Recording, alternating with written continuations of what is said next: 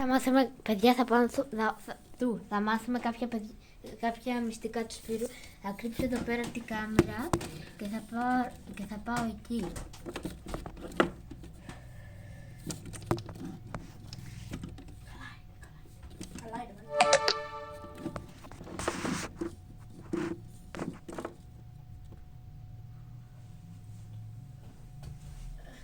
Ανταρία, αυτό το παιδί, πάρτε ένα τηλέφωνο. Έλα ρε Σπύρο, έχεις αργήσει πάρα πολύ. Εγώ που τι έπαιρνα εγώ. Μίλησε ο Κατιάρης. Εσύ τι θες τώρα. Να μου πεις ένα μυστικό σου στο Cram City. Έχω μπλέξει με δαίμονες. Φύγε. Με τα ψέματά του κι αυτός. Αφού στο Crime City δεν υπάρχουν καν δαίμονες. Έτσι είναι. Ούτε διάβολοι. Υπάρχουν. Τι έλεγες. Υπάρχουν. Όπως.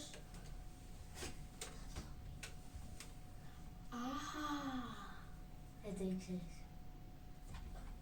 Δεν υπάρχουν πια οι μαγεία. Σπίτι τα βγάλανε. Λεπτομέρειες. Έρες κάτω ψευταράς. Κοίτα εδώ πόση ώρα. 1 ώρα ήτανε έξω πριν. Παιδιά, μάθαμε ότι παλεύει με δαίμονες, έχει μπλέξει.